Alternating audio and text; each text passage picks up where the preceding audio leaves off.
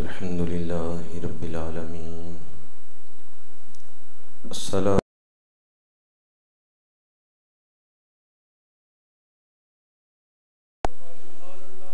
व अला आलिहि तय्यबीन अत्ताहिरीन व अस्हाबिहि अर्राशिदीन अल-महदिय्यीन।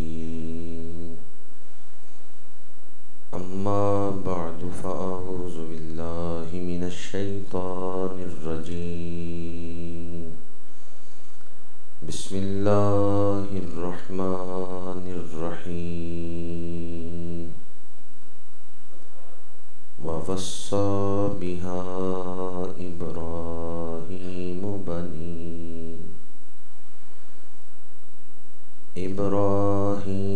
बनीहि व याक़ूब या बनिय्य इन्नल्लाहा अस्तफ़ा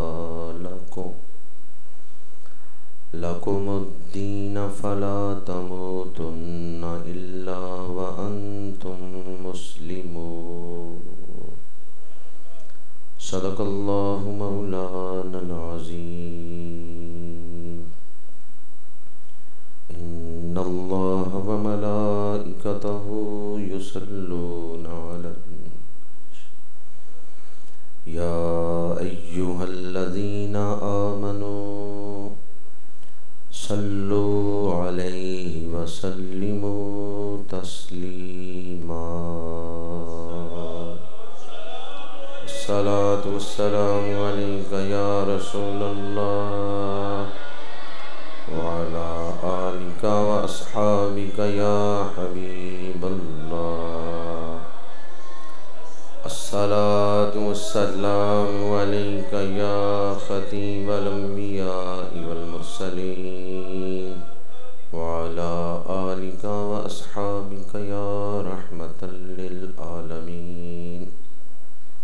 मोहसिने अहले सुन्नत कुर्रतु उयूनिस सोलहा हज़रत किबला कारी महमूद अहमद साहिब नक्शबंदी मुजद्ददी ज़ीदा मजदहू ज़ीनतुस सादात पीर सैयद अताउल्लाह शाह साहिब ज़ीदा मजदहू गुले गुलशन सादात पीर सैयद आसन गिलानी साहिब आलमी मुबल्लिग़ इस्लाम हज़रत अल्लामा मौलाना हाफिज़ नसरुल्लाह साहिब फ़सीहुल लिसान बलीगुल बयान शहनशाह नक़ाबत जनाब पीर सैयद आसिफ शाह साहिब इंतहाई काबिल एहतराम उलमाए किराम बरादरान इस्लाम हाज़रीन व सामीईन।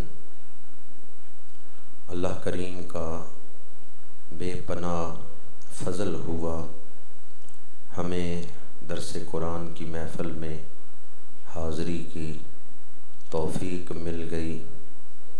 इस पर हम अल्लाह का जितना भी शुक्र अदा करें वो कम है। इस दफ़ा दरस कुरान साल का पहला दरस कुरान है, क्योंकि हमारा साल तो मुहर्रम से शुरू होता है। इस्लामी कैलेंडर मुहर्रम से शुरू होता है। 1436 साल गुज़र गए हैं हजूर को हिजरत फरमाए हुए और 37वां साल अब शुरू हो रहा है। हमारा जो कैलेंडर है वो हिजरी कैलेंडर है। इस्लामी कैलेंडर को क्या कहते हैं? सने हिजरी। तो ये कैलेंडर हिजरत से शुरू होता है। इस्लामी कैलेंडर हिजरत से क्यों शुरू किया गया? क्योंकि हिजरत का माना है छोड़ना। तो सहाबा की ज़िंदगी में एक ऐसा मरहला आ गया था जब उन्होंने दो चीज़ों में से एक को छोड़ना था, एक को रखना था। या तो अपने घर, अपने कारोबार, अपने वतन को रख लें या हजूर के कुर्ब को रख लें। सहाबा ने हिजरत करके क्या साबित किया है? उन्होंने रखा किसे है और छोड़ा किसे है? उन्होंने घर छोड़ दिए लेकिन हजूर को, उन्होंने कारोबार छोड़ दिए लेकिन हजूर को। हमारा कैलेंडर हिजरी कैलेंडर है। हम अपने साल के आगाज़ में इस बात का अज़्म करते हैं कि सब कुछ छोड़ देंगे पर हजूर को नहीं छोड़ेंगे। हर कौम अपने तरीके के मुताबिक साल का आगाज़ करती है। बाज़ कौमें ऐसी हैं कि जब उनका साल शुरू होता है, 31 दिसंबर की रात आती है तो रात 12 बजे शराब की बोतलें खुलती हैं, ऐशो इशरत में मुब्तला हो जाते हैं। लेकिन हमारा साल जब शुरू होता है तो हम शुहदा का जिक्र करते हैं। हम अपने साल के आगाज़ में शुहदा का जिक्र क्यों करते हैं कि हक़ का साथ देने के जो मुख्तलिफ स्टेजेस हैं, अंदाज हैं, उनमें से एक मरहला ये है कि बंदा ज़ुबान से हक़ का साथ दे। दूसरा मरहला ये है कि माल लुटा के, घर छोड़ के हक़ का साथ दे। लेकिन हक़ का साथ देने में इंतहा ये है कि बंदा अपनी जान दे दे लेकिन हक़ का साथ ना छोड़े। तो हम अपने साल के आगाज़ में शुहदा का जिक्र इसलिए करते हैं कि हम तजदीदे अहदे वफा करते हैं। हम साल के शुरू में उन शुहदा का जिक्र करके तजदीदे अहदे वफा करके साल शुरू करते हैं। आज चूँकि 1437 हिजरी का पहला दरसे कुरान पाक है, मस्जिद है, मदरसा लासानिया का रूहानी माहौल है, तो आए हम मिलकर वो दुआ कर लें कि जब साल शुरू होता था तो सहाबाए किराम वो दुआ किया करते थे। क्या ख्याल है आपका? मिलकर एक दफ़ा वो दुआ न पढ़ लें जो साल के शुरू में सहाबाए किराम मांगा करते थे। बिस्मिल्लाहिर्रहमानिर्रहीम। अल्लाहुम्मा अदखिलहु अलैना बिल अमनी वल ईमानी वस्सलामती वल इस्लामी व रिदवानी मिनर रहमानी व जिवारी मिनश शैतान।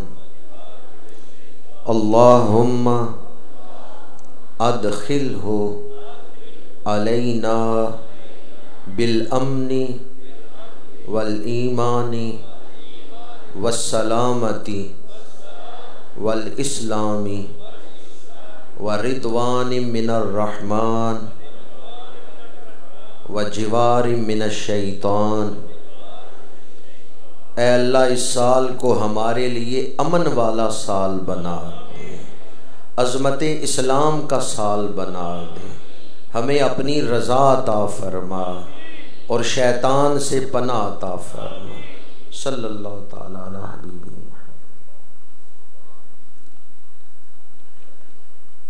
दरसे कुरान मजीद के तसलसल को पेश नज़र रखते हुए मैंने आयत मुबारका पढ़ी है और इसी के ज़िमन में मैं मुहर्रम का जो पहला अशरा है इसकी निस्बत से चंद घड़ियाँ गुफ्तगू करूँगा। अल्लाह ताला मुझे हक़ गोई की तौफ़ीक़ अता फ़रमाए। हज़रत इब्राहीम अलैहिस्सलाम और हज़रत याकूब अलैहिस्सलाम ने अपने बेटों को वसीयत की कि अल्लाह ने तुम्हारे लिए दीन इस्लाम को पसंद फरमाया है, इस पर कायम रहना इसी पर तुम्हें मौत आए। इस आयत से एक तो ये पता चला कि वालिदैन को चाहिए अपनी औलाद को इस्लाम पर कायम रहने, इस्लाम की तालीमात पर अमल करने की वसीयत करें। व वस्सा बिहा इब्राहीम बनीही व याकूब, और इसी दीन की वसीयत की इब्राहीम अलैहिस्सलाम ने अपने बेटों को और याकूब अलैहिस्सलाम ने। या बनिया, ए बेटो, इन्नल्लाह हस्तफ़ा लकुमुद्दीना, बेशक अल्लाह ने तुम्हारे लिए ये दीन चुन लिया है। फला तमूतुन्ना, लफ्ज़ी तर्जमा तो ये है कि तुम ना मरना, इल्ला मगर, व अंतुम मुस्लिमून, वाव हालिया है, इस हाल में कि तुम मुसलमान हो। अब आदमी ने खुद तो मरना नहीं होता, मौत तो उस वक़्त आती है जब अल्लाह का हुक्म होता है। अपनी मर्जी से तो अपने ऊपर मौत तारी नहीं कर सकते, वो तो खुदकुशी है। फिर क्या मतलब है फला तमूतुन्ना, यानी तुम हर वक़्त मौत के लिए तैयार रहना। जब भी तुम्हें मौत आए तो तुम इस हाल में हो कि कामिल मुसलमान हो। इस आयत मुबारका से पता चला, एक नुक्ता तो पहले अर्ज कर चुका हूं कि वालिदैन को चाहिए औलाद को दीन पर अमल करने की वसीयत करें। पहली तरबियत गाह घर का माहौल है। हम ये सोचते हैं कि उस्ताद समझाएंगे, उलमा इस्लाह करेंगे, पीरो मुर्शिद समझाएंगे, पर याद रखें इन सब की जिम्मेदारी बाद में है। पहली जिम्मेदारी वालिदैन की है कि औलाद को समझाएं। अगर आप अपने घर में दीनी माहौल नहीं बनाते तो बाहर से अगर औलाद वसीयत, नसीहत, तलकीन सुन के आए तो घर का माहौल दीनी नहीं, तो फिर उस नसीहत पे अमल मुश्किल हो जाएगा। औलाद की तरबियत में पहली जिम्मेदारी वालिदैन की है। दूसरा दर्स जो आज इस आय मुबारका से मिलता है वो ये, ईमान पर खात्मे की फिक्र। फला तमूतुन्ना इल्ला व अंतुम मुस्लिमून। आला हजरत अजीमुल बरकत रहमतुल्लाहि ताला अलैह ने फतावा रिज़विया में लिखा है कि जिस दिल में ईमान पर खात्मे की फिक्र ना हो, परवाह ना हो, अंदेशा है कि शैतान उसे गुमराह कर देगा और ईमान पर खात्मा नहीं नसीब होगा। इसलिए हमें हर लम्हा फिक्र करना चाहिए और अल्लाह ताला से दुआ करना चाहिए कि परवरदिगार हमें ईमान पर खात्मा नसीब फरमा।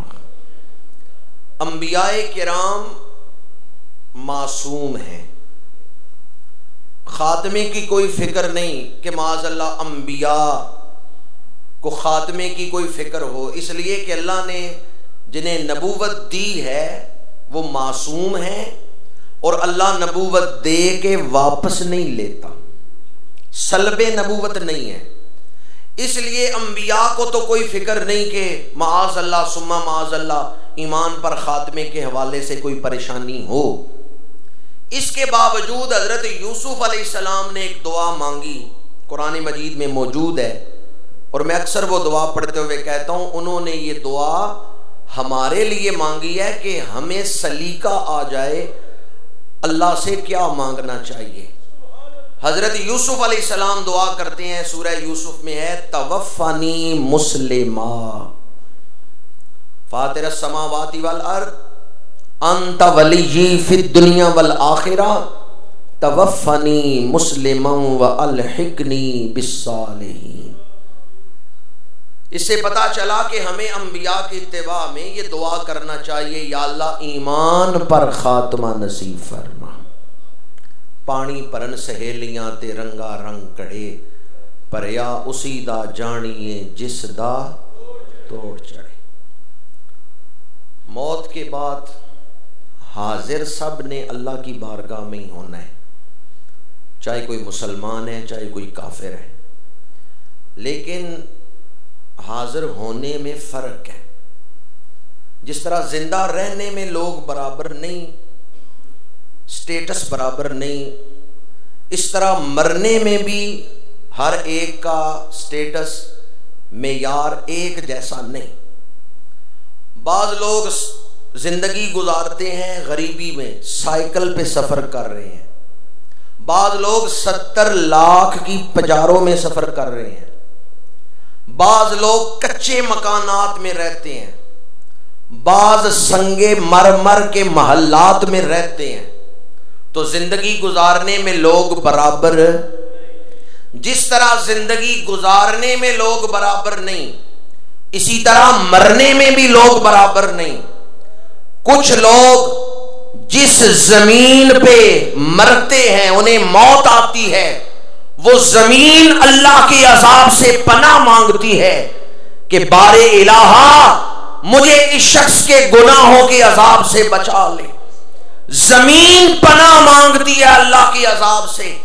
और कुछ ऐसे खुश नसीब हैं कि रूह जिस्म से निकलती है, अल्लाह का अर्श खुशी से झूम उठता है। मिशकात शरीफ में हदीस मुबारक है, हजरत साद बिन मुआज रजी अल्लाह ताला अन्हो शहीद हुए। मेरे आका करीम ने फरमाया, हाज़ल लज़ी तहर्रका लहुल अर्शो व फुतिहत लहू अबवाबुस समाई व शाहिद लहू सबऊन अल्फम मिनल मलाइका। फरमाया जब साद बिन मुआज की रूह जिस्म से निकल रही थी, 70,000 फरिश्ते मेरे इस गुलाम को सलाम पेश करने के लिए हाजिर हुए हैं। कितने फरिश्ते लेने के लिए आए हैं? किस शान से गए होंगे साद बिन मुआज? 70,000 फरिश्ते लेने के लिए आए। एक आदमी चोरी करके, डाका डाल के, माल लूट के घर पहुंचा, पुलिस वाले आ गए, चोर को पकड़ा। अब लेके जाएंगे तो किस हाल में उसको पकड़ के लेके जाएंगे? एक आदमी बादशाह का दोस्त है, वजीर आजम का दोस्त है, वो कहीं सफर से घर वापस पहुंचे, सरकारी अफसर आ गए, दस्तक दी। उन्होंने कहा वजीर आजम साहब तुम्हें याद कर रहे हैं। उन्होंने कहा आज शाम का खाना मेरे पास आके खाओ। दोस्त ने बुलाया दोस्त को। अब इसको भी सरकारी अफसर ही लेके जा रहे हैं, उस चोर को भी सरकारी अफसर ही लेके जा रहे हैं, पर दोनों के जाने में फर्क है या बराबर ही है? वो जो चोर है उसे भी सरकारी अफसर, गवर्नमेंट के मुलाजिम ही लेके जा रहे हैं। ये जो वजीर आजम का दोस्त है इसे भी सरकारी मुलाजिम ही लेके जा रहे हैं, पर एक को मारते हुए जिल्लत से लेके जा रहे हैं, दूसरे को इज्जत के साथ लेके जा रहे हैं। मोमिन बिस्तर पे जान दे, बिस्तर पे ईमान के साथ, ईमान की हालत में बिस्तर पे मोमिन अपने घर जान दे, तो मोमिन की वो ईमान वाली मौत बड़ी इज्जत वाली मौत है। वो बिस्तर पे जो मोमिन जान दे रहा है वो मौत भी बड़ी इज्जत वाली है। लेकिन अगर मोमिन जान ही उसके लिए दे रहा हो जिसके पास जा रहा है, अगर जान ही अल्लाह के रास्ते में दे, तो फिर कितनी शान वाली रवानगी होगी। मोमिन शहीद ना हो, घर अपने बिस्तर पे जान दे, ये मौत बड़ी शान वाली है। तो अगर मोमिन शहीद हो रहा हो, अगर वो अपनी जान दीन के लिए दे रहा हो, फिर कितनी शान वाली मौत होगी। शहादत इस दुनिया से बड़ी इज्जत के साथ रुखसती का नाम। शहादत के रुतबे की फजीलत बयान करना मुझ जैसे तालिबे इल्म के बस की बात नहीं। सैयदुल अंबिया जिन पर रुतबों की इंतहा है, वो ख्वाहिश करते हैं परवरदिगार मेरी ख्वाहिश है तेरे रास्ते में शहीद किया जाऊं। सुम्मा उहया सुम्मा उक्तल, सुम्मा उहया सुम्मा उक्तल, सुम्मा उहया सुम्मा उक्तल। 4 दफा हुजूर ने फरमाया परवरदिगार चाहता हूं तेरे रास्ते में शहीद किया जाऊं, फिर जिंदा किया जाऊं, फिर शहीद किया जाऊं। लेकिन रसूल चूंकि जाहिरन अपने दुश्मनों से मगलूब नहीं होते, नबी अपने दुश्मनों से तलवार के जरिए शहीद होते हैं, रसूल नहीं होते। आपको पता है रसूल और नबी में फर्क? रसूल और नबी में ज्यादा शान किसकी है? हर रसूल नबी होता है लेकिन हर नबी रसूल नहीं होता। और हुजूर सिर्फ रसूल नहीं बल्कि सैयदुल मुरसलीन है, इसलिए आप तलवार के नीचे आके खुद तो शहीद नहीं हो सकते थे, इससे शौकत इस्लाम में भी फर्क पड़ता था। लेकिन हुजूर ने शहादत की जो अजमत है, फजीलत है, उसका इजहार कर दिया अपने इस फरमान में कि मेरे आका करीम ने शहादत की फजीलत बयान करते हुए फरमाया जन्नत में जाकर कोई दुनिया में वापस आने की ख्वाहिश नहीं करेगा मगर शहीद। शहीद अर्ज करेगा या अल्लाह एक बार फिर दुनिया में भेज, चाहता हूं तेरे नाम पर कुर्बान किया जाऊं। जन्नत में जाकर भी शहीद ख्वाहिश करेगा मैं एक बार फिर दुनिया में भेजा जाऊं। मैं ये शहादत के हवाले से फजीलत वाली हदीस आपको इसलिए सुना रहा हूं कि मेरे आका करीम ने फरमाया जिस दिल में शहादत की आरजू नहीं उस शख्स का ईमान कामिल नहीं। अल्लाह हम सबको शहादत की मौत अता फरमाए। आहिस्ता आपने आमीन कही है कि कहीं आ ही ना जाए, भाई आनी तो है ही, उससे तो भाग सकते ही नहीं। मौत तो आनी है, भाग तो सकते ही नहीं, तो क्यों ना शहादत की मौत की आरज़ू करे। वैसे अगर दिल में आरज़ू हो ना या अल्लाह मुझे शहादत की मौत अता कर, बंदा बिस्तर पे भी जान दे, एजाजी शहादत अता कर दी जाती है। या अल्लाह हम सबको शहादत की मौत अता फरमा। हमारा नया साल शुरू होता है तो पहली तारीख हजरत सैयदना फारूक आज़म मुराद मुस्तफ़ा इमामुल आदिलीन नासिरे दीने मुबीन मुतम्मिमुल अरबाइन हजरत सैयदना फारूक आज़म उमर बिन खत्ताब रजी अल्लाह ताला अन्हो की शहादत। और हमारी पूरी तारीख में ये एक शहादत है जो मुसल्ला रसूल पर हुई है। पूरी तारीख में एक शहादत है जो महराब नबवी में हुई है। मुसल्ला रसूल, महराब नबवी, मस्जिद नबवी, पूरी तारीख के अंदर ये एक शहादत है जो मुसल्ला रसूल पर महराब नबवी के अंदर हुई है। कौन है फारूक आज़म? 39 आदमियों ने, 39 खुश नसीबों ने कलमा पढ़ लिया है, सहाबी बन चुके हैं, लेकिन अभी इस्लाम का इजहार नहीं हुआ, छुप के तबलीग हो रही। अभी खुल्लम खुल्ला अलल ऐलान इबादत नहीं कर सकते। 39 सहाबा मौजूद हैं लेकिन अभी तबलीग खुफिया है। मेरे आका करीम काबा शरीफ मकाम मुल्तजिम पे खड़े हैं। काबे का जो दरवाज़ा है ना उसके सामने जगह जो है इसे मुल्तजिम कहते हैं। हजूर दरवाज़ा काबा के सामने खड़े हैं, दुआ के लिए हाथ उठाए, मांगा क्या है? अल्लाहुम्मा अय्यदिल इस्लाम बि उमर इब्नुल खत्ताब, ए अल्लाह इस्लाम की मदद फरमा उमर बिन खत्ताब के जरिए। हर किसी को इस्लाम की ज़रूरत है, हर किसी को ज़रूरत है। तारीख़ में एक मोड़ ऐसा आया है जब इस्लाम को उमर की ज़रूरत है और हजूर दुआ मांग रहे हैं या अल्लाह इस्लाम की मदद फरमा उमर के ज़रिए। हजूर ने किसको मांगा है? अगर फारूक आज़म इस्लाम के लिए मुफीद ना होते, अगर फारूक आज़म आले रसूल के लिए मुफीद ना होते तो क्या हजूर मांगते? अगर हजूर ने दुआ की या अल्लाह उमर को अता फरमा, इस्लाम की मदद फरमा, फारूक आजम इस्लाम के लिए और आले रसूल के लिए मुफीद ना होते, अल्लाह ताला दुआ कबूल ना करता। अल्लाह फरमा देता महबूब उमर इस्लाम के लिए या आपकी आल के लिए मुफीद नहीं। जितनी वैसे लोग करते हैं, गुस्ताखी करते हैं मुराद मुस्तफ़ा की, उनका जवाब एक जुमले में दे रहा हूं। हजूर ने उमर को मांगा है, अल्लाह ने अता कर दिया है। इसका मतलब यह है कि निगाहे मुस्तफ़ा में भी और बारगाहे खुदा में भी उमर इस्लाम के लिए मुफीद है, उमर अहले बैत के लिए मुफीद है। अगर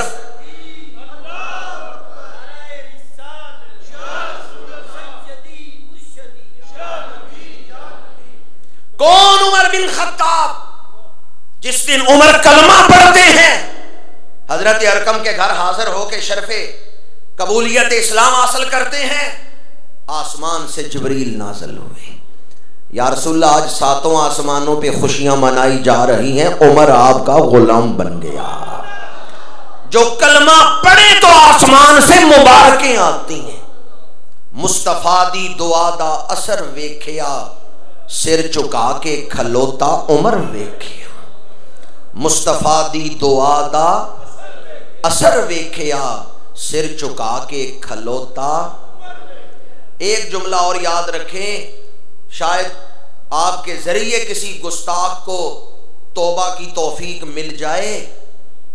जो फारूक आजम की बेअदबी करता है वो दुआए रसूल की तौहीन कर रहा है, क्योंकि वो ये कह रहा है कि हजूर ने माज़अल्लाह नहीं मांगना चाहिए था, हजूर ने क्यों मांगे। हजरत उमर जो फारूक आजम का गुस्ताख है वो रसूलुल्लाह का गुस्ताख है, क्योंकि फारूक आजम को हजूर ने मांगा है। मुरादे मुस्तफा है। मुस्तफा दी दुआ दा असर वेखिया, सिर झुका के खलोता उमर वेखे। हजरत सैयदना फारूक आजम की सीरत पाक के कई पहलुओं से आप वाकिफ हैं। एक पहलू मैं अर्ज कर रहा हूं जिससे बहुत कम लोग वाकिफ हैं। जब मेरे आका करीम ने ऐलाने नबूवत फरमाया, मक्के में 17 आदमी लिखना पढ़ना जानते थे। जब हजूर ने ऐलाने नबूवत किया है, मक्के में कितने पढ़े लिखे आदमी थे? जो लिखना पढ़ना जानते थे कितने थे? 17। उन 17 में से एक फारूक आजम। वो जो पढ़े लिखे आदमी थे ना, जो 17 आदमी, पूरी कौम के अंदर 17 आदमी थे जो लिखना पढ़ना जानते थे, उनमें से एक है फारूक आजम। हमारे इस इलाके में, यहां हिंदुस्तान में, कभी संस्कृत जुबान बोली जाती थी। आप में से कोई आदमी संस्कृत का एक जुमला बोल सकता है? नहीं बोल सकते। कभी दुनिया में अबरानी जुबान बोली जाती थी। अबरानी जुबान, जब हुजूर ने ऐलान नबूवत किया, अबरानी जुबान मतरूक हो चुकी थी, लोग भूल चुके थे। तौरात अबरानी जुबान में मौजूद थी। हदीस की किताबें उठा के देखें, एक दिन हजरत फारूक आजम कुछ वर्के लेके आए हैं, अबरानी जुबान में तौरात लिखी हुई है, फारूक आजम अबरानी पढ़ के तर्जमा करके सुना रहे हैं। समझिए मैं क्या कह रहा हूं। आजकल कोई आदमी आपको संस्कृत सुनाए तो आप कहेंगे बड़ा आलिम है, बड़ा मुतालिया है इसका। वो जुबान जो लोग भूल गए हैं, इसको जुबान आती है। हजरत फारूक आजम अबरानी जुबान में तौरात पढ़ रहे हैं, उसका तर्जुमा करके सुना रहे हैं। पता चला फारूक आजम बड़े इल्म वाले थे। हजरत सैयदना फारूक आजम की शख्सियत का ये पहलू बहुत सारे लोगों की निगाहों से छुपा हुआ है। कई दफा ऐसा होता, सहाबा की महफिल है, किसी एक आयत को तिलावत किया जाता, मुफस्सिरीन सहाबा बैठे हुए हैं और वो बयान करते इस आयत की तफसीर क्या है, इस आयत की तफसीर क्या है। जो तफसीर हजरत फारूक आजम बयान किया करते थे, अब्दुल्ला बिन अब्बास, अब्दुल्ला बिन मसूद, अब्दुल्ला बिन उमर, ये बड़े बड़े मुफस्सिर और फकीह सहाबा कहते थे, जो फारूक आजम तफसीर बयान कर रहे हैं, यही सबसे आला तफसीर। हजरत सैयदना फारूक आज़म रजी अल्लाह ताला अन्हो, अल्लाह ताला ने आपको बड़ा इल्म अता फरमाया। मेरे आका करीम फरमाते हैं, मैंने ख्वाब देखा, दूध का प्याला मुझे पेश किया गया है, मैंने दूध नोशे जां किया, प्याले के अंदर कुछ दूध बच गया, उमर मेरे पास बैठे हैं, मैंने वो प्याला उमर को दे दिया, उमर ने वो दूध पिया है। या रसूलल्लाह, इस ख्वाब की ताबीर क्या है? हजूर ने फरमाया, दूध से मुराद इल्म है। इस हदीस पाक से भी पता चला हजूर की बारगाह से खास इल्म हजरत फारूक आज़म को अता किया गया। फारूक आज़म दौरे जाहिलियत में पढ़े लिखे थे। फारूक आज़म दौरे जाहिलियत में पढ़े लिखे थे। नमाज फर्ज हुई, 5 नमाजों की जमात के लिए मशवरा हो रहा है कि लोगों को बुलाया किस तरह जाए। किसी सहाबी ने राय दी आग जलाएं, किसी ने राय दी नाकूस बजाएं। हजरत सैयदना फारूक आज़म ने राय दी अजान दी जाए। अल्लाह की बारगाह से किसकी राय पर फैसला सुनाया गया? जो हजरत फारूक आज़म के गुस्ताख है ना, अजान गलत देते हैं, ठीक देते हैं, ये एक अलग बात है, पर अजान तो दे ही रहे हैं ना। उन्हें चाहिए यहाँ आग जलाया करें या नाकूस बजाया करें, चूंकि अजान तो फारूक आज़म के मशवरे पर पास हुई थी। हजरत सैयदना फारूक आज़म रजी अल्लाह ताला अन्हो की जो राय है वो अल्लाह की बारगाह में कितनी पसंदीदा राय है। मेरे आका करीम ने फरमाया, उमर की जुबान पे हक बोलता है, यानी उमर की जुबान पे अल्लाह ताला ने ऐसा इल्हाम फरमाया है कि उमर हक बात करता है। और एक हदीस में फरमाया, लो काना बादी नबीयुन लकाना उमर, अगर मेरे बाद नबी होता तो उमर नबी होता। हजरत सैयदना फारूक आज़म रजी अल्लाह ताला अन्हु का इल्म बड़ा आला था। दूसरा पहलू अखलाक। मेरे आका करीम ने फरमाया, बोइस्तो ले उतम्मिमा मकारिमल अखलाक। बाज़ हदीसों में है हुस्नल अखलाक। हजूर ने फरमाया, मैं दुनिया को अखलाक सिखाने आया हूं। क्या सिखाने आया हूं भाई? बराह रास्त हजूर ने किन लोगों को अखलाक सिखाया है जी? आज का दरसे कुरान अगर दिल में जगह देंगे तो इंशाअल्लाह फितनों से बच जाएंगे और दुनिया से जाएंगे तो कलमा पढ़ते हुए जाएंगे। हजूर ने फरमाया, मैं दुनिया को अखलाक सिखाने आया हूं। बेसत के मकासद में एक बड़ा मकसद ये है, हजूर ने फरमाया, मैं दुनिया को अखलाक सिखाने आया हूं। एक उस्ताद की क्लास में 100 तालिब इल्म है, 100 में से 3 पास हो, 97 फेल हो जाएं, तो क्या आप उस्ताद की कारकर्दगी से मुतमईन तारीफ करेंगे? नहीं। वो लोग जो ये कहते हैं हजूर के विसाल के बाद 3 ही कायम रहे थे, सलमान रजी अल्लाह ताला अन्हु, अम्मार बिन यासिर रजी अल्लाह ताला अन्हु, बिलाल हबशी रजी अल्लाह ताला, बाकी सब की बेअदबी कर देते हैं। वो किसकी बेअदबी कर रहे हैं? शागिर्दों की या उस्ताद की? क्या अखलाक सिखाने में माअज़ल्लाह हजूर की तरफ से कोई कमी रह गई?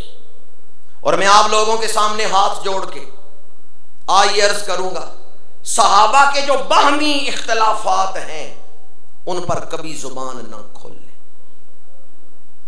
वहां खामोशी इख्तियार करें। क्यों? सहाबा वो लोग हैं जिन्हें हजूर ने अखलाक सिखाए हैं। सहाबा हजूर के तरबियत याफ्ता हैं। कोई सहाबा के बारे में जुबान न खोले कि मेरे आका ने फरमाया मैं अच्छे अखलाक सिखाने आया हूं। सहाबा ने नहीं हजूर से अखलाक सीखे तो किसने सीखने? लोग तो कहते हैं माअज़ल्लाह हजूर के विसाल के बाद सिर्फ 3 कायम रहे, बाकी सब की बेअदबी करते हैं। और मेरे आका ने फरमाया, मैंने निगाहे करम करके सब सहाबा को इतना रंग दिया है कि असहाबी का नुजूम बे मेरे सारे सहाबा चमकते हुए सितारे हैं, तुम जिसकी भी पैरवी करोगे ये तुम्हें मंजिल तक पहुंचा देंगे।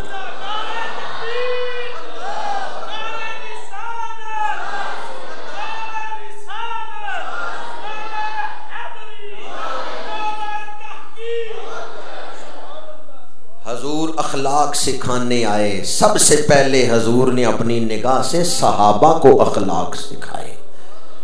हर सहाबी का अखलाक आला है, बुलंद है।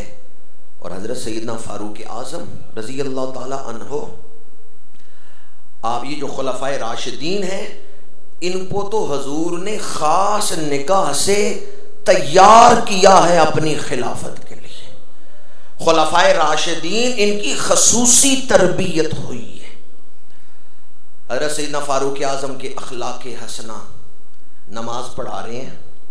इब्ने शद्दाद रवायत करते हैं, मैं आखिरी सफ में था, फारूक आज़म रज़ी अल्लाह ताला अन्हु इमामत फरमा रहे थे। नमाज पढ़ाते हुए ये आए मुबारक पढ़े, नमा अशकू बस्सी व हुज़्नी इलल्लाह। इतना रोए हैं कि रोने की आवाज़ आखिरी आदमी तक जा रही है। इब्ने शद्दाद कहते हैं, फारूक आज़म से ये आयत सुनकर मैं आखिरी सफ में खड़ा था, मैं भी रो रहा था। आप नमाज पढ़ाते तो रिक्कत तारी हो जाती। फारूक आज़म बड़े नर्म दिल थे। आपने आज तक ये सुना कि बड़े रोब वाले, बड़े दबदबे वाले, कोई शक नहीं, बड़े रोब वाले थे, बड़े दबदबे वाले थे, बड़े सख्त थे। पर किसके लिए सख्त थे? इस्लाम के दुश्मनों के लिए सख्त थे, हजूर के गुलामों के लिए सख्त नहीं थे। कोई भूखा है, फारूक आज़म अपने कांधों पे आटा उठा के गरीबों के घर पहुंचा रहे हैं। बड़े आला अखलाक अल्लाह ने हजरत फारूक आज़म को अता फरमाए। और तारीख पढ़ के देखें, 2-3 ऐसे मौके आए हैं जैसे मछली को पानी से बाहर निकाल के फेंकें तो तड़पती है, इस तरह फारूक आज़म तड़पते थे और ज़ारो कतार रोते थे। एक उस दिन जिस दिन हजूर का विसाल हुआ है, आंसू ही नहीं रुकते और तलवार बेनियाम करके फरमाते हैं, जिसने कहा कि आका मुझे छोड़ गए हैं, मैं उसका सर तन से जुदा कर दूंगा। जिसने कहा कि हजूर विसाल फरमा गए हैं, मैं उसका सर तन से जुदा कर दूं। एक विसाले नबवी वाले दिन बड़ी आप पर रिक्कत तारी थी। दूसरा, सफर शाम में जब आप फलस्तीन फतह करने के लिए जा रहे थे, हजरत बिलाल हबशी से मुलाकात हुई तो अमीर अल मोमिनीन ने फरमाया, बिलाल आज अजान तुम कहोगे। लश्कर इस्लामी हथियार बांधे हुए हैं। हज़रत सैयदना फारूक आज़म के हुक्म पर बिलाल हबशी अजान देने के लिए खड़े हुए।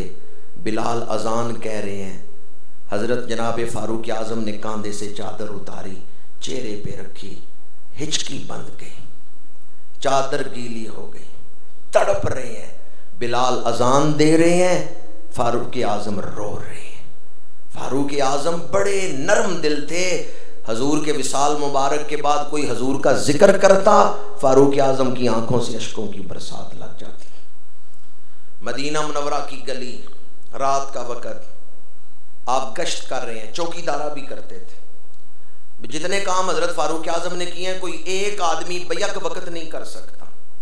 मस्जिद नबी के पंजगाना इमाम भी हैं, जुमे के खतीब भी हैं, मुसलमानों के अमीर अल मोमिनीन भी हैं, खलीफा भी हैं। महाजों पर फौजों को भी लड़ा रहे हैं। वहां से खत आते हैं तो डाकिया बन के घर घर जाके खत भी तकसीम करते हैं।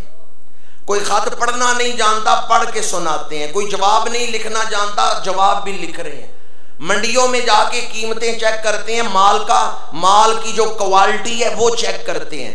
रात के वक्त मदीना मुनव्वरा की गलियों में चौकीदारा करते हैं।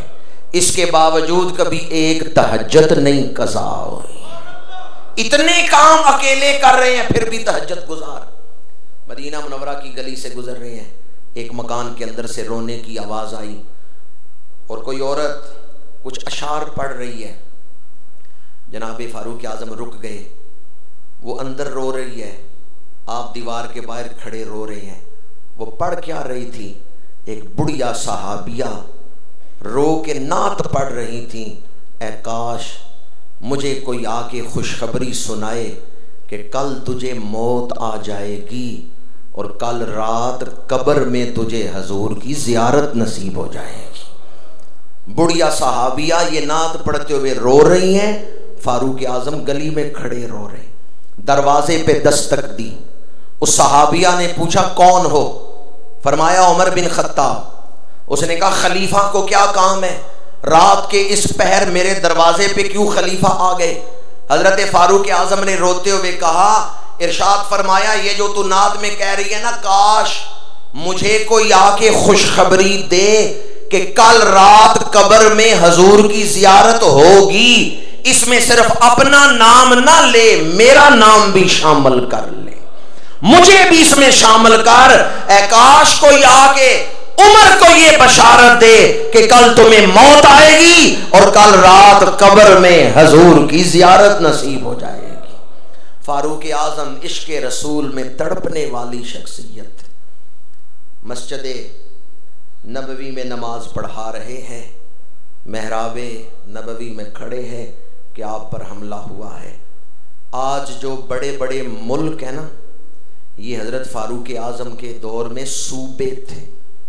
ईरान, इराक, फ़लस्तीन, मिस्र, शाम, हिजाज, ये अलग मुल्क हैं, लेकिन फारूक आजम के सारे सूबे थे। जो आदमी अपनी गली नहीं ना पक्की करवा सकता, जिसकी औकात इतनी है अपनी गली पक्की नहीं करवा सकता, वो एतराज उस पे कर रहा है जिसने ईरान फतह किया है। पहले अपनी औकात देखो फिर उनकी शान देखो। जिन्होंने इराक फतह किया है बगैर जंग के, सिर्फ मुज़ाकरात से फ़लस्तीन फतह की है। हजरत सैयदना फारूक आजम इस्लाम का फ़ख्र है। जब मेरे आका करीम ने दुआ फरमाई ना, ऐ अल्लाह इस्लाम की मदद फरमा, उमर अता फरमा, तो मेरे आका देख रहे थे उमर खुद भी इस्लाम की खिदमत करेगा और क़यामत तक उमर की औलाद भी इस्लाम की खिदमत करेगी। पाक पतन के ताजदार बाबा फरीद, इनकी रगों में फारूक आजम का खून है। ये जनाबे सैयदना फारूक आजम की औलाद। और सरहान शरीफ के ताजदार इमाम रब्बानी सैयदना मुजद्दिद अल-फैसानी शेख अहमद सरहंदी जब अकबर बादशाह को ललकारते हैं तो पता चलता है कि ये खून फारूकी का असर नजर आ रहा। मेरे आका देख रहे थे उमर की औलाद भी क़यामत तक दीन को फैलाती रहेगी। आप मस्जिद नबवी में फजर की नमाज पढ़ा रहे हैं। अबू लुअलु फेरोज नामी आतिश परस्त आया, उसने आप पर हमला किया, पेट चाक किया, आप दीवार की टेक लगा के बैठ गए। सहाबा दौड़े हैं, कातिल को पकड़ लिया है। हजरत फारूक आजम की तरफ बढ़े कि आपको उठा के ले जाएं, जख्म पे मरहम पट्टी करें। आपने फरमाया अब्दुर्रहमान बिन औफ किधर हैं? वो हाजिर हुए। फरमाया आगे बढ़ो, फजर की नमाज पढ़ी गई है और खलीफा बैठे हैं जख्मों पे हाथ रख के। तारीख पढ़ के देखें हजरत फारूक आजम को दीन कायम करने का क्या जज्बा अल्लाह ने अता फरमाया था। और यही फिक्र करबला में नवासे रसूल को है। हमारी तारीख शुहदा से भरी पड़ी है। कोई कुरान पढ़ते हुए शहीद हुआ है, हजरत उस्मान गनी कुरान मजीद पढ़ रहे हैं। मौला अली शेर खुदा मस्जिद में दाखिल हो रहे हैं। उस दिन फजर की अजान आपने खुद पढ़ी और आप भी मस्जिद में शहीद हुए हैं।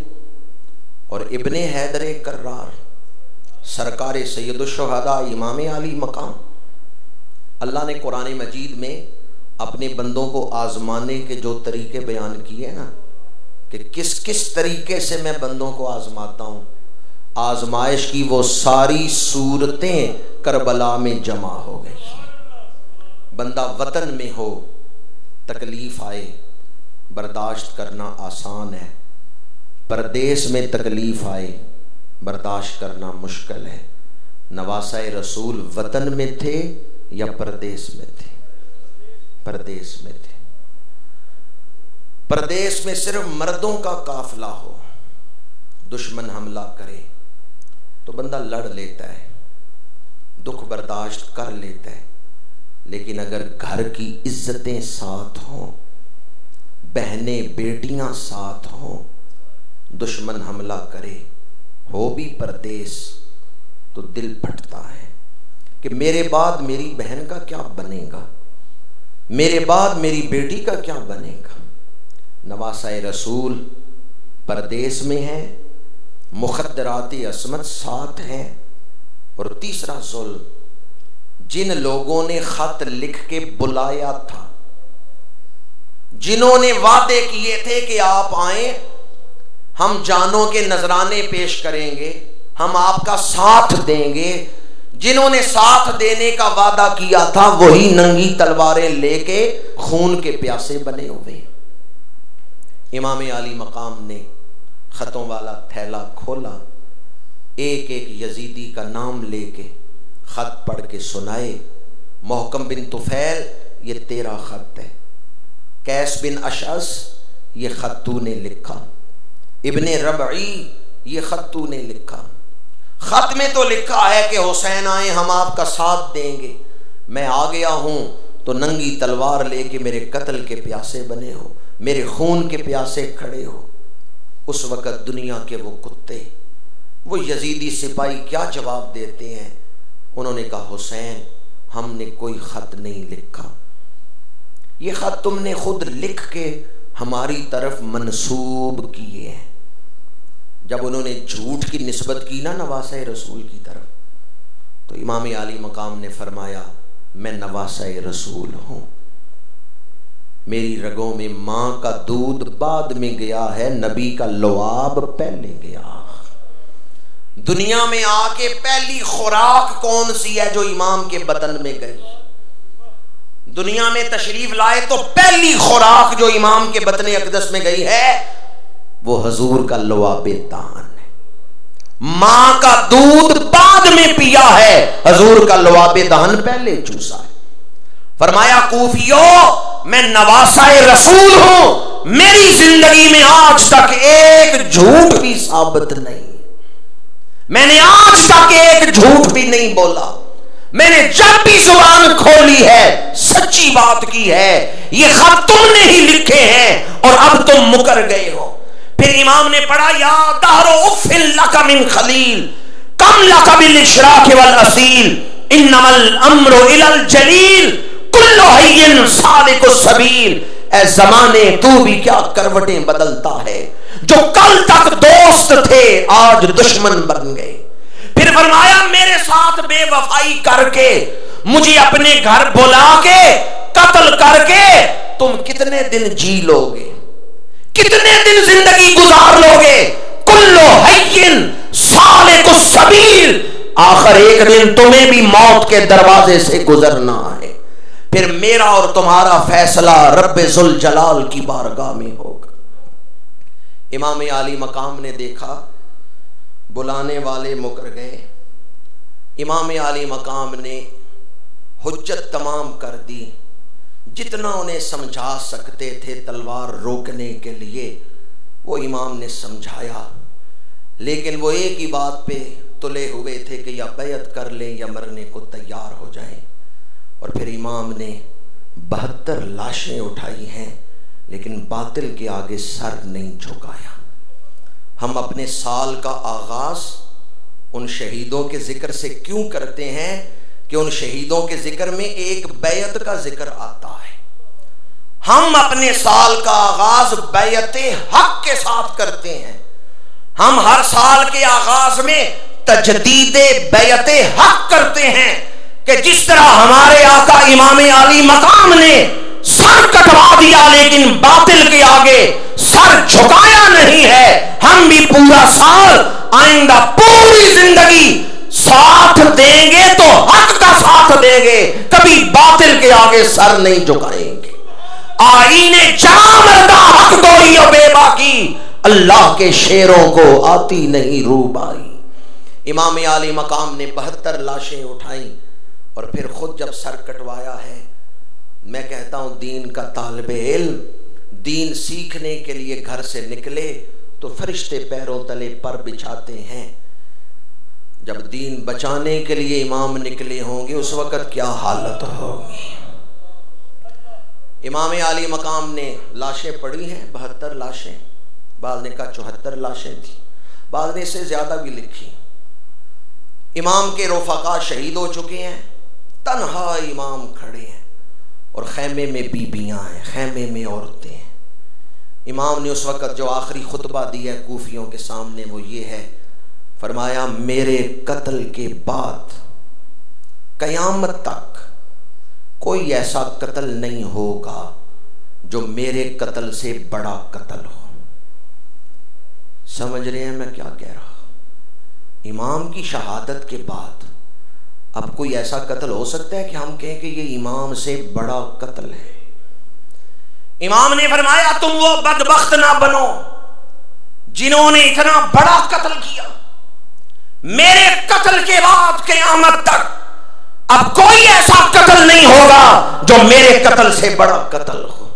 ये नवासाए रसूल का कत्ल, ये सिबते पैगंबर का कत्ल है, ये हुसैन व मिन्नी व आना मिन हुसैन के मिसदाक का कत्ल है, ये जन्नती जवानों के सरदार का कत्ल है। मेरे आका हुसैन ने जब हदीसें पढ़ के सुनाई तो शिमर चिल्लाया, उसने कहा हुसैन इन हदीसों से हमें कोई इख्तिलाफ नहीं, हमारा मुतालबा है या यजीद को मान लो, उसकी बैत कर लो या फिर लड़ने के लिए तैयार हो जाओ। एक ऐसा वक्त भी आ जाता है जब इंसान दुनिया परस्त बन जाए, दुनियादार नहीं दुनिया परस्त, फिर हक सामने है लेकिन दुनिया की मोहब्बत उसे हक मानने नहीं देती। इमाम आली मकाम पर बदर बिन सुहेल ने वार किया और इमाम ने उसे वासिले जहन्नम किया है। फिर लश्कर ने हमला किया और इमाम का पूरा बदन जख्मों से भर गया है, आखिरी तीर माथे की हड्डी में पैवस्त हुआ। तारीख की अक्सर किताबों में ये रवायत मौजूद है, आपने तीर खींच के निकाला और अर्ज किया अल्लाहुम्मा शहद हाउलाइल कौम, परवरदिगार ये कौम मेहमानों के साथ जो सलूक कर रही है उस पर मैं तुझे ही अपना गवाह बनाता हूँ। परवरदिगार ये जालिम कौम मुसाफिरों के साथ जो सलूक कर रही है मैं उस पर तुझे ही अपना गवाह बनाता हूँ। मस्जिद के नरम कालीनों पे बैठ के करबला सुना जा सकता है, समझा नहीं जा सकता। पूछें उस बहन से जो खैमे की ओट से देख रही हैं कि मेरे भाई के जिस्म पे तलवारें चल रही हैं। पूछें उस बेटी के दिल से जो खैमे के पर्दे के पीछे खड़ी देख रही हैं कि मेरे बाप के सर पे तलवार चल रही है और सर सजदे में है। सैयद सज्जाद को उठाया, भाई देखो अब्बा जान का सर कट रहा है। हमारी तारीख में एक सजदा ऐसा भी है कि ऊपर खंजर चल रहा है, नीचे जुबान अल्लाह की तस्बीह कर रही है। और अक्सर इस मकाम पर मुझे हज़रत पीर बुल्ले शाह कसूरी रहमतुल्लाह ताला अलैह का खिराज अकीदत, खिराज तासीन वही सामने आता है और वही आज भी पेश कर रहा हूँ कि बुल्ला पुल्ला ते नजरे इनायत हो गई की होया जे एक बार पुल्ला, पुल पुल के कोई नहीं पुलदा होंदा नहीं गुनागार पुल्ला। कोई आर पुल्ला, कोई पार पुल्ला, कोई जा अद वशकार पुल्ला, नहीं भुलिया ते लाल फातिमा दा जेड़ा नहीं हेठ तलवार पुल्ला। शमशीर बकफ कातिल हो खड़ा और कोई रहे सजदे में पड़ा, कहती है जमीने करबो बला इस शान का सजदा खेल नहीं। मेरे आका इमाम आली मकाम आपने हक की खातिर हक का साथ देते हुए नजरिया हक को बचाने के लिए अपनी जान का नजराना पेश किया। मेरे सामने जितने लोग बैठे हैं किसी की गर्दन पर इतना कीमती सर है जितना कीमती सर करबला में कटा है, हो ही नहीं सकता। पर इमाम ने करबला में वो कीमती सर कटा के कयामत तक आने वाली उम्मत को बता दिया दीन कितना कीमती है। अली अकबर बड़ा कीमती है पर दीन अली अकबर से ज्यादा कीमती है। अब्बास बड़ा कीमती है पर दीन अब्बास से ज्यादा कीमती है। मेरे आका इमाम आली मकाम ने कासिम मुज्तबा के कटे हुए बदन को उठाकर कयामत तक आने वाली उम्मत को बता दिया है, कासिम मुज्तबा बड़े कीमती हैं, पर दीन कासिम से भी ज्यादा कीमती है। 100 रुपया 200 रुपया रिश्वत लेके दीन बेचने वाला क्या जाने दीन की कीमत क्या है, दीन की अजमत क्या है, दीन की अहमियत क्या है। आज हम मदरसा लासानिया की इस मस्जिद में बैठ के खूने हुसैन से वफा करने का इरादा करते हैं। अपने साल का आगाज तजदीदे अहदे वफा से करते हैं। जिस मकसद के लिए इमाम ने जान दी, हम उस मकसद से वफा करते रहेंगे। मस्जिदें, मदरसे और खानकाहें, इनको आबाद रखने के लिए, मस्जिदें और मदरसे आबाद रखने के लिए, दीन का परचम बुलंद रखने के लिए इमाम आली मकाम ने जान दी। हम इमाम के मिशन से वफा करते रहेंगे। अल्लाह ताला हमें उन शुहदा की शहादतों का जो मकसद है वो समझने, उससे वफा करने की तौफीक अता फरमाए। मैं आपकी खिदमत में अर्ज़ करूँगा, 9-10 मुहर्रम 2 दिन रोज़ा रखें।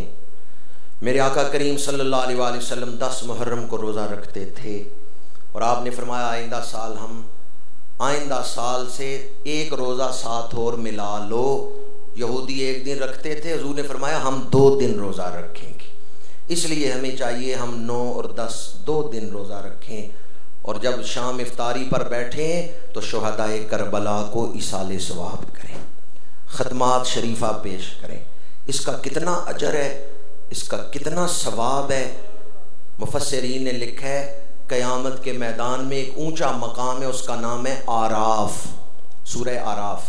उसकी तफसीर में एक कौल मुफस्सिरीन ने यह लिखा है, जो अहले बैते नबूवत से मोहब्बत करता है, क़यामत के दिन अहले बैत उस मकाम आराफ पे खड़े होकर मैदान हशर की तरफ देखेंगे, या अल्लाह वो गुनाहगार भी हमसे मोहब्बत करता था, या अल्लाह वो गुनाहगार भी हमसे मोहब्बत करता था। अल्लाह फरमाएगा, है मेरे महबूब के अहले बैत, इशारा तुम करते जाओ, बख्शता मैं जाऊँगा। मैं इन्हीं अल्फाज पे गुफ्तगू को समेटता हूँ। अल्लाह ताला हमें अदब करने वालों में शामिल रखे। इस महीने में बिलखसूस पहले अशरे में अहले बैत का ज़िक्र कुरान और हदीस की रोशनी में करें। अहले बैत का ज़िक्र अहले सुन्नत के बुज़ुर्ग उलमा मुहक्किकीन, उनकी सही तरीन जो रिवायात हैं उनकी रोशनी में करें, और अहले बैत का ज़िक्र करते हुए सदका व खैरात करें, कुरान ख़ानी करें, नवाफिल पढ़ के सवाब बख्शें, और वो काम जिनसे शरीयत ने रोका है वो अपना के अहले बैत की याद मनाना गुनाह है, हराम है।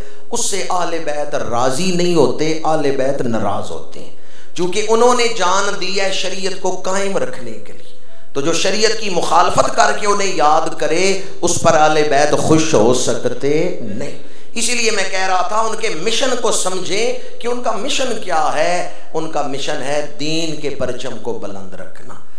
कुरान ख़ानी करें, सदका व खैरात करें, नवाफिल पढ़ें, आले बैत की शान बयान करें, अपनी औलादों को उनकी अजमत सुनाएं, लेकिन शरीयत के दायरे में रह के उनकी याद मनाएं। शरीयत नूहे पढ़ने नूहे सुनने दोनों से मना करती। अल्लाह ताला हमें, और ये बादशाह साहब ने इशारा कर दिया, वरना मेरी तो गुफ्तगू ख़त्म हो रही थी। जब भी मुहर्रम आता है तो इंतज़ामिया को मसला बन जाता है, नक्शे अमन, कहीं झगड़ा ना हो जाए। कमेटियाँ बन रही हैं ज़िली सूबाई सतह पर। मैं कहता हूँ झगड़े का सबब क्या है? सबब ये है कि कुछ लोग अहले बैत की मोहब्बत की चादर ओढ़कर सहाबा को गालियाँ देते हैं। बस अहले बैत की मोहब्बत की चादर ओढ़ते हैं, मकसद है सहाबा की बेअदबी। अगर सहाबा की बेअदबी छोड़ दें तो झगड़े का सबब ही खत्म हो जाता है। चूंकि अहले बैत की शान पर तो किसी को इख्तिलाफ ही नहीं है। बावजूद मस्जिद में बैठा हूं, कुरान पाक मेरे सामने है, मिंबर पे बैठा हूं, उलमा बैठे हैं, अगर मैं बात गलत करूं तो मेरी इस्लाह कर दें।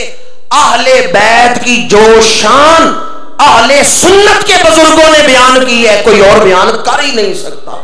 ये किसने लिखा है? शास्त हुसैन, बादशाह हुसैन, दीन अस्त हुसैन, दीन पनास्त हुसैन, सरदाद नदाद दस्त दर दस्त यजीद, हक्का के बिनाए ला इलाह अस्त हुसैन। ये किसने लिखा है कि इमाम सिर्फ इस दुनिया के बादशाह नहीं, अल्लाह ने तो उन्हें दो जहानों की बादशाही अता की, वो तो जन्नती जवानों के भी सरदार है। इसलिए उनकी शान बयान करने पर किसी को इख्तिलाफ नहीं। हम ये कहते हैं आले बैत की शान बयान की जाए, जितनी शान बयान करें हम उनकी शान बयान करने का हक नहीं अदा कर सकते। बस सहाबा की बेअदबी ना करो, सहाबा की गुस्ताखी ना करो। असल जो इख्तलाफ का सबब है वो सहाबा की बेअदबी है, सहाबा की गुस्ताखी है। और अगर कोई ऐसी जमात है जो हर जी एहतराम का अदब करने वाली है तो अहले सुन्नत व जमात। हम किसी जी एहतराम की गुस्ताखी और बेअदबी नहीं करते। अल्लाह हमें अदब करने वालों में शामिल रखे। इन्हीं अल्फाज पे गुफ्तगू समेटता हूँ। वमा अलैना इल्लल बलाग।